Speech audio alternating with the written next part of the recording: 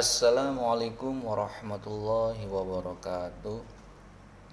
Bertemu lagi dengan saya Rijal Abdillah SPC MA di channel Rijal Abdillah Tub HD. Pada sesi kali ini saya akan menjelaskan tentang salah satu teknik pengumpulan data dalam penelitian kualitatif, yaitu wawancara atau interview.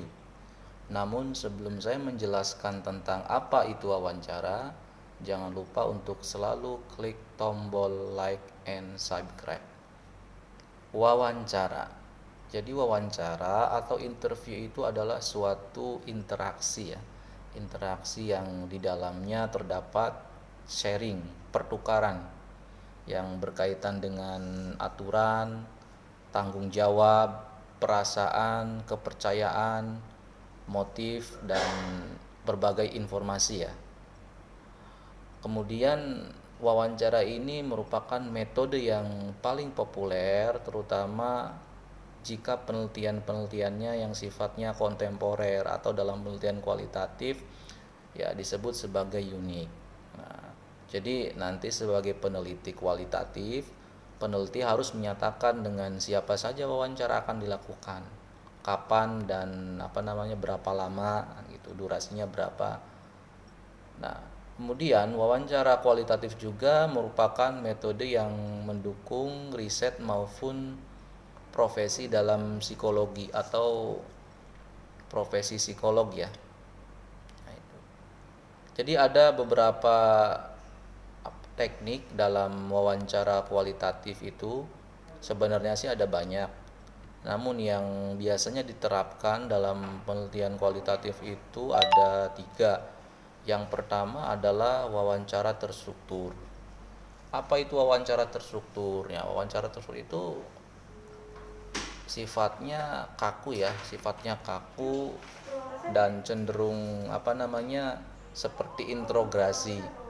Nah, biasanya pertukaran informasi antara subjek dengan peneliti itu sangat minim. Nah, biasanya ciri-cirinya nih, daftar pertanyaannya udah disusun sedemikian rupa, sudah disiapkan oleh peneliti.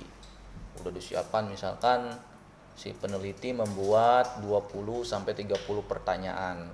Nah, pertanyaannya tentunya berkaitan dengan fenomena yang akan diteliti sesuai dengan tujuan penelitiannya itu ya.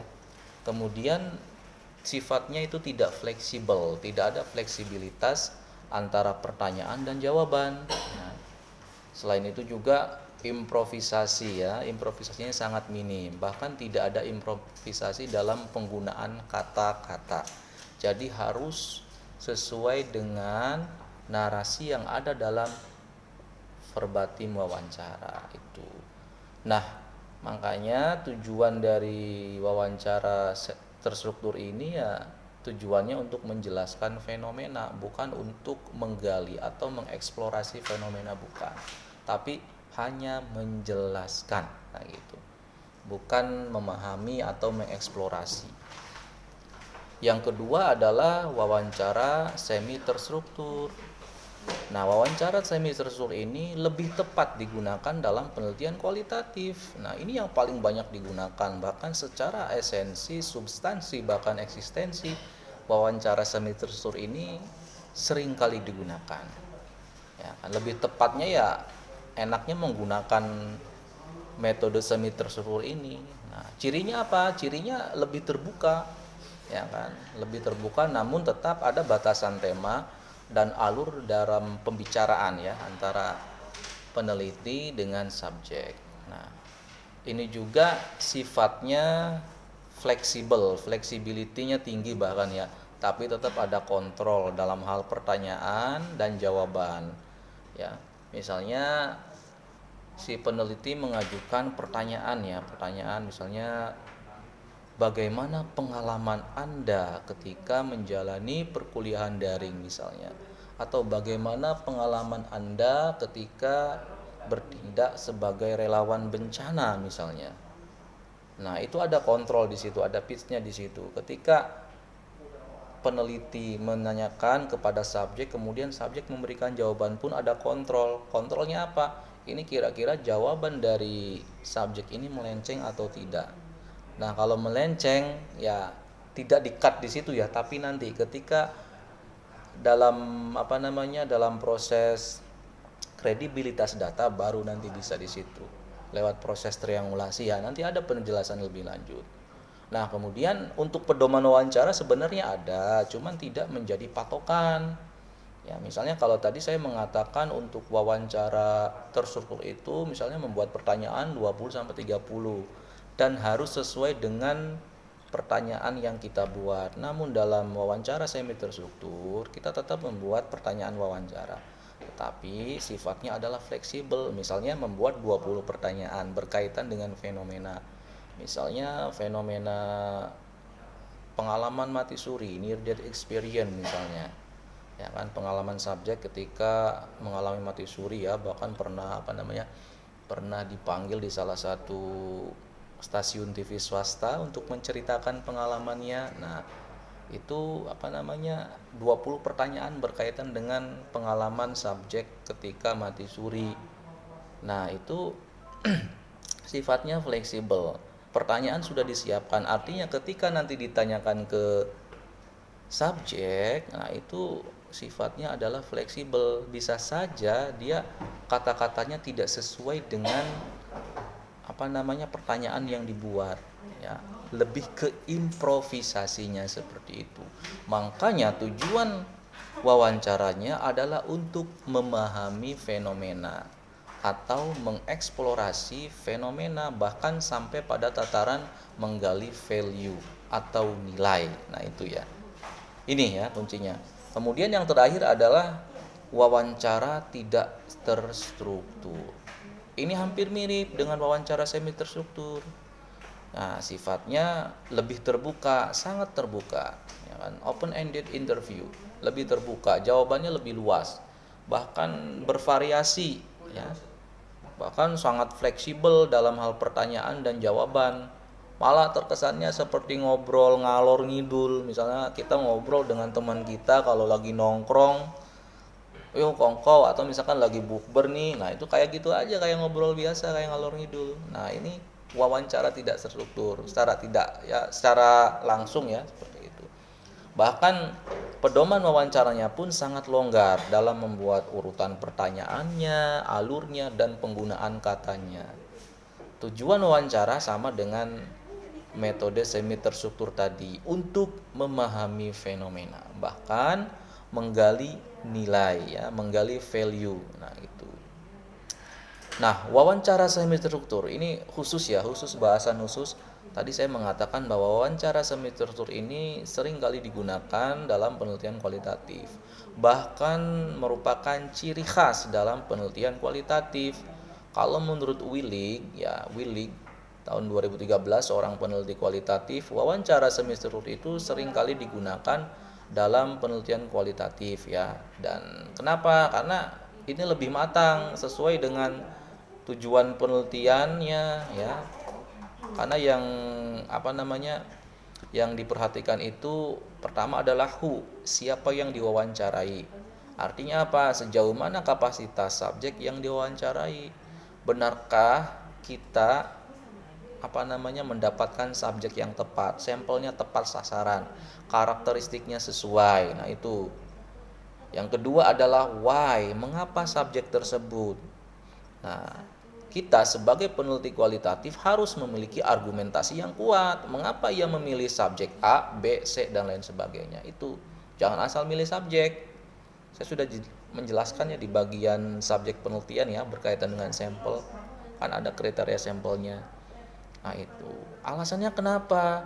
Jangan hanya karena ini teman dekat, udah kenal, atau ini udah sering kali ketemu, ini referensi dari teman, orangnya enak. Ya, jangan karena seperti itu. Ya, tapi harus memberikan argumentasi yang kuat secara ilmiah. Kemudian bagaimana cara merekrut subjek itu. Nah, itu tadi saya sudah mengatakan bagaimana dengan sampling yang digunakan harus tepat ya. Kalau kualitatif kan samplingnya acap kali menggunakan purposive sampling karena itu yang dipakai ya. Jadi itu bagaimana cara merebut subjek penelitian. Ya. Nah, mengapa menggunakan wawancara semi terstruktur dalam penelitian kualitatif ya? Wawancara ini memiliki ciri khas, memiliki keunikan sebagaimana kualitatif yang memiliki karakteristik yang unik. Kenapa? Karena dalam penelitian kualitatif ini menggunakan perspektif emik. Ini sering kali saya ulas ya, emik. Berarti sudut pandang subjek penelitian, ya kan? Paradigma dari subjek penelitian, pandangan subjek penelitian itu. Jadi dalam kualitatif itu ya ciri khasnya adalah menggunakan perspektif emik, bukan perspektif etik atau pandangan peneliti. Sehingga peneliti ini sifatnya hanya mengemas, hanya membingkai, hanya memotret, mengemas sudut pandang khas subjek menjadi sebuah temuan ilmiah. Selain itu juga peneliti juga harus paham yang dimaksud oleh subjek, apa makna yang sebenarnya. Misalnya seperti ini, peneliti menanyakan ke subjek, bagaimana perasaan Anda, bagaimana perasaan Bapak atau bagaimana perasaan Mas nih setelah dinyatakan gagal ya kan menempuh ujian CPNS. Nah, itu. Kemudian subjek menjawab, "Ya, lumayanlah, Mas," gitu. Nah, kata lumayan ini kan masih bermakna abstrak ya, perlu digali secara mendalam. Artinya boleh jadi subjek pada saat itu tidak senang, moodnya lagi kurang bagus, lagi kurang baik, lagi ada masalah misalnya. Ya kan, sehingga gagal dalam ujiannya, males ngapain ujian, pengen menyendiri, pengen nggak mau ditanya sama orang, ini malah nanya. Nah, inilah butuh namanya perspektif emik itu ya. Nah, kemudian dalam model semi terstruktur ini mendengarkan itu lebih utama ketimbang bertanya. Jadi peneliti harus memfokuskan diri kepada aktivitas mendengarkan daripada bertanya, atau hanya sibuk memperhatikan susunan pertanyaan yang akan diajukan. Jadi harus fokus mendengarkan. Ya, kalian sudah belajar konseling ya, bagaimana etika sebagai seorang konselor kepada konseli kan harus lebih banyak mendengarkan. Jadi lebih banyak mendengarkan ketimbang bertanya atau sibuk dalam melihat susunan daftar pertanyaan yang akan diwawancarai. Nah, dengan fokus ini maka semua hal detail, hal penting yang akan digali lebih lanjut tidak akan terlewatkan itu ya. Karena karena perspektif emik tadi, tugas peneliti ya hanya memotret dan mengemas yang didapat dari subjek. Untuk itu menahan diri untuk berbicara dan memfokuskan diri pada mendengarkan menjadi hal yang utama dalam wawancara semi terstruktur itu ya. Kemudian refleksi. Kenapa semi terstruktur? Karena refleksi itu merupakan salah satu cara probing dalam wawancara. Apa itu probing? Probing itu menggali lebih jauh untuk mencapai sasaran ke arah makna, ke arah value yang digali harus melakukan probing. Jadi probing itu menggali lebih jauh yang digunakan dalam wawancara semi terstruktur. Jadi probing ini dilakukan ketika ada hal-hal atau poin penting yang masih harus diuraikan lagi dan dialami untuk mendapatkan data yang lebih mendalam ya. Salah satunya yang melalui refleksi. Jadi mengkonfirmasi kembali dari peneliti ke subjek. Misalnya nih, kita sebagai peneliti menanyakan, tadi Bapak, tadi Mas, tadi Anda mengatakan bahwa sebagai anggota dalam suatu kelompok misalnya kelompok relawan bencana harus memahami peta kondisi bencana. Bukankah begitu Pak atau Mas misalnya? Nah, ini kita bisa melakukan probing. Misalnya subjek menjawab, "Iya, benar sekali Mas," gitu. Itu hal yang sangat menentukan bagi keberhasilan suatu anggota dalam komunitas relawan untuk memetakan kondisi bencana. Nah, itu.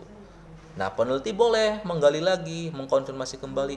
"Mohon izin Pak, ngapunten, mohon maaf, nuhun sewu, boleh dijelaskan lebih lanjut." Nah, yang dimaksud dengan membaca peta kondisi bencana itu seperti apa ya Pak? Nah, kemudian Subjek menjelaskan yang dimaksud dengan membaca peta kondisi bencana adalah bla bla bla bla. Nah, itu namanya probing ya. Kemudian berkaitan dengan etika selama proses wawancara kualitatif ya. Yang pertama, peneliti harus fokus pada aktivitas mendengarkan. Tadi sudah diulas ya. Kemudian jangan terlalu banyak berbicara tentang hal-hal yang di luar konteks yang akan digali. Nah, biasanya di sini nih empathic understanding ini terkadang ya jadi terbuai juga ya, udah merasa kenal dengan subjek, sudah seperti keluarga sendiri, akhirnya ya udah tidak terkontrol, kemudian obrolannya di luar konteks wawancara. Ini tetap perlu pitch, perlu kontrol ya. Fokus pembicaraan pada subjek ya, bukan pada penelitinya. Kemudian jangan sampai mengalihkan pembicaraan atau memotong jawaban subjek dengan hal-hal yang kurang penting. Maaf Pak, jangan dulu, biarkan subjek menceritakan pengalaman hidupnya gitu sampai selesai. Ketika ya begitu sih Mas, nah, baru izin Pak, boleh saya masuk, boleh saya menanyakan kembali. Oh ya silakan. Nah, itu tidak apa-apa. Tapi ketika di tengah-tengah sedang menceritakan kisahnya lagi serius, bahkan kalau dilihat secara observasi sampai mengeluarkan air mata, jangan sampai dipotong. Lah bapak sih, apalagi sampai seperti itu, nggak boleh ya. Kemudian jangan menggunakan kalimat yang menggiring pada jawaban tertentu ya, pada opini tertentu, jangan sampai. Usahakan netral. Hal-hal yang sifatnya normatif meskipun dalam kualitatif adalah culture bond tetap harus dihindari, jangan sampai. Kemudian peneliti harus peka terhadap isyarat-isyarat nonverbal maaf ya. Oke, saya kira itu saja ya yang bisa saya sampaikan berkaitan dengan wawancara dalam penelitian kualitatif. Mudah-mudahan bermanfaat. Sekian yang bisa saya sampaikan. Wassalamualaikum warahmatullahi wabarakatuh.